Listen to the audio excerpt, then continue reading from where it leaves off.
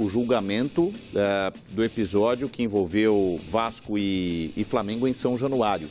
E a expectativa de punição muito dura. Além dessa, já para esse final de semana, jogar sem torcida é um baque para o Vasco, que é mandante e pega o Santos. A gente analisou no programa de hoje, Thiago Neves de um lado, Diego do outro. Sabe o que teremos para Vasco e Santos? Nenê de um lado, Lucas Lima do outro.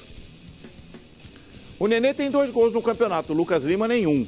O Nenê dá mais passes para gol até aqui em relação ao Lucas Lima.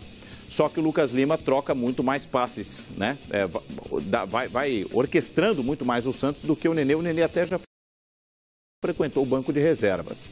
E o Lucas Lima também fica mais com a bola no pé em relação ao adversário, PVC. Eu acho que o Lucas Lima voltou, ele reagiu. Ele não tem uma trajetória absolutamente linear, como já teve em outros momentos, mas ele reagiu. Ele é importante demais para o time do Santos. Ainda que hoje você possa dizer quem é mais importante. Bruno Henrique hoje é muito importante. Bruno Henrique dá muito ritmo pelo lado do campo. O Santos virou um time que aposta muito mais na velocidade com o Levir do que era com o Dorival Júnior. Mas o Lucas ainda é fundamental para fazer a bola chegar na frente em velocidade, para fazer a tabela, para fazer a infiltração. E aí, Eugênio, qual o tamanho da perda para o Vasco, né? Além de não jogar em São Januário, joga com portões fechados. Deve perder alguns mandos de campo na próxima segunda-feira, na decisão do STJD. Os números podem ajudar a embasar o seu comentário, amigo. Os números são muito claros, né? Mesmo como mandante, quando ele não manda os seus jogos em São Januário, o Vasco tem uma queda que supera os 20% no aproveitamento. Se a gente comparar o ano passado, esse ano, algo muito parecido com isso. Tem sido fundamental a participação do torcedor em São Januário, do verdadeiro torcedor do Vasco. Ele conseguiu ali muitas vitórias embalado pelo canto da torcida e vai fazer falta. Lamentavelmente, isso tudo que a gente viu no sábado passado pode influir gravemente na campanha do Vasco da Gama, que perde. Inclusive era um projeto dito pelo presidente do clube, né? Ganhar todos os jogos em São Januário e com isso almejar uma vaga da Libertadores, ficar no G6. Sem São Januário, a gente não sabe exatamente por quantas rodadas, mas por 2, 3, 4 que sejam, se o Vasco não conseguir esses pontos, já é um baque grande, porque o Vasco já perdeu em São Januário para o Corinthians e para o Flamengo. Então tem isso daí, é preocupante, e vamos ver qual vai ser a sequência. Lembrar que, além disso, o Vasco perdeu seu principal jogador, o melhor jogador do Vasco, o Douglas, que vai se transferir, está se transferindo para o Manchester City. E com certeza o time sofre muito, embora tenha conseguido uma vitória importante contra o rubro-negro baiano no meio de semana, sofrerá muito sem o Douglas. Tem favorito para o jogo? O Santos, por não ter torcida e por ser num campo que não é o do Vasco. A gente viu como o Vasco, para o Vasco é importante São Januário. Eu acho que o Douglas faz mais falta ainda do que São Januário.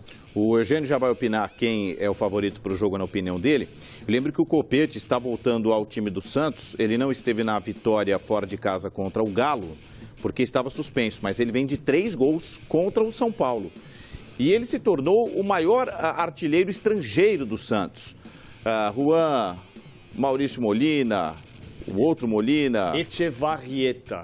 O PVC, é claro que é um número expressivo, especialmente para ele, né? Poxa, é para contar para a Colômbia inteira que ele é o maior artilheiro estrangeiro do time do Pelé.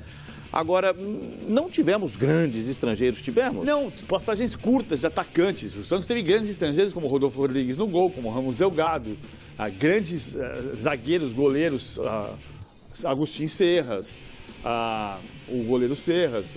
Tem grandes jogadores estrangeiros na história do Santos, mas muitos, Negri nos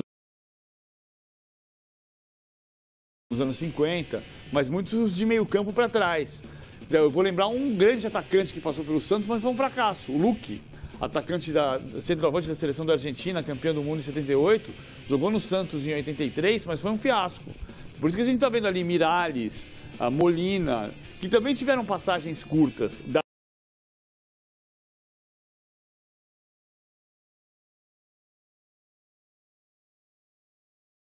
Igualar o Echevarrieta. O Echevarrieta era um ponta esquerda e centroavante dos anos 40, que jogou no Palmeiras, foi campeão Paulista em 42 no Palmeiras, que jogou um pouco no Santos entre 42 e 43. São poucos gols, 20, ele pode se isolar até no estádio Newton Santos nesse domingo. Ganhar muita margem. Quem ganha o jogo no Newton Santos, Eugênio? Acho que ganha o Santos, o Vasco venceu o Vitória, é verdade, mas o Vitória é inferior, bem inferior ao time do Santos tecnicamente. E o Copete tem muito dedo do Leverkusen. Ele era reserva do Bruno Henrique com o Dorival, eu até reclamava, vem cá, não dá para colocar os dois, e aí ele abriu um de cada lado e os dois têm jogado bem, têm sido peças importantes. Ótimo final de semana.